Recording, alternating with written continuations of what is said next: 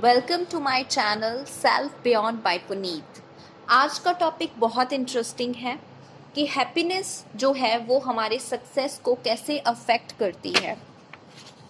तो इसमें मैंने एक बुक रीड की है इस टॉपिक के लिए, और वो बुक है विशेन लखियानी की the code of the extraordinary mind. Vishen Lakhiani is the founder of Mindvalley. तो उन्होंने इस बुक में बहुत ब्यूटीफुल कंसेप्ट्स दिए हैं, बहुत अच्छे से चीज़ों को समझाया है। उसमें एक टॉपिक है the 4 stages of human living. ये 4 स्टेजेस हैं जो हमारी लाइफ में आती हैं, हर एक पर्सन की लाइफ में आती हैं, और अगर हम इन्हें अच्छे से समझें तो हमें पता चलेगा कि सक्सेस को कैसे अचीव करना है। सक्सेस को अचीव करने के लिए हमारा माइंडसेट क्या होना चाहिए। तो फर्स्ट स्टेज है the negative spiral. Negative spiral का मतलब है कि इस टाइम पे आप अपनी लाइफ में बहुत डीमोटिवेटेड हो, बहुत डिप्रेस्ड हो, आप अपनी प्रेजेंट मोमेंट से, प्रेजेंट लाइफ से खुश नहीं हो, आपके अंदर कोई टारगेट अचीव करने की हिम्मत नहीं है, you are very depressed and demotivated.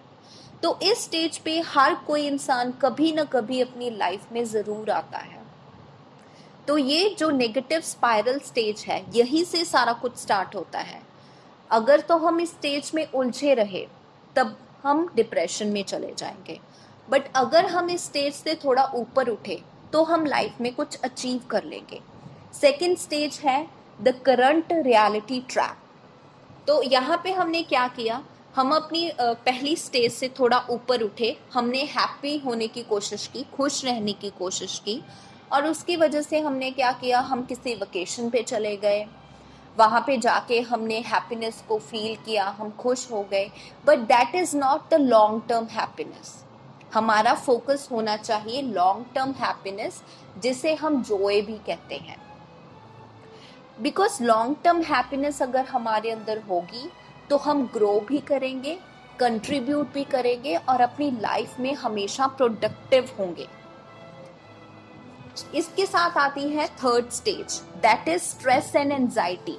अब ये स्टेज में ज़्यादातर लोग उलझे हुए हैं। ये स्टेज कौन सी स्टेज है, जहाँ पर हमें अपना टारगेट तो है हमारे पास, हमने कुछ अचीव करना है लाइफ में, बट हम खुश नहीं है प्रेजेंट मोमेंट में। हम अपनी हैप्पीनेस को पोस्टपोन कर रहे हैं उस टारगेट की वजह से, बिकॉज हमने अपनी हैप्पीनेस को उस टारगेट से बांध लिया है कि मैं तभी खुश होऊंगा जब मुझे ये चीज़ अचीव होगी।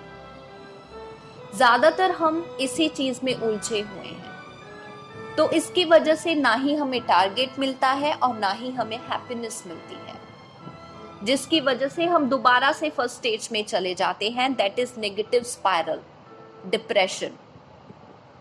तो हमें करना क्या है इस स्टेज से बाहर आने के लिए। इस स्टेज से बाहर आने के लिए एक चीज़ को समझना है कि हैप्पीनेस और अपने गोल्स को कभी भी एक साथ नहीं बांधना। ये दोनों चीज़ें अलग हैं और इन्हें हमें अलग ही रखना चाहिए। अगर हम अपने थॉट्स और बिलीव्स को रियलिटी में कन्वर्ट करना चाहते हैं तो हमें अपनी प्रेजेंट स्टेट में जॉयफुल रहना होगा, और हम ये फील करेंगे कि अगर हम अपनी प्रेजेंट स्टेट में जॉय में हैं तो यूनिवर्स भी हमारी हेल्प करेगा हमारे टारगेट को अचीव करने में। And that is the fourth stage, bending reality, जहाँ पे हमने अपनी रियलिटी को अपने अकॉर्डिंग मोल्ड कर लिया। हमारे पास टारगेट तो है बस, बट उस टारगेट से साथ हमारी हैप्पीनेस नहीं जुड़ी।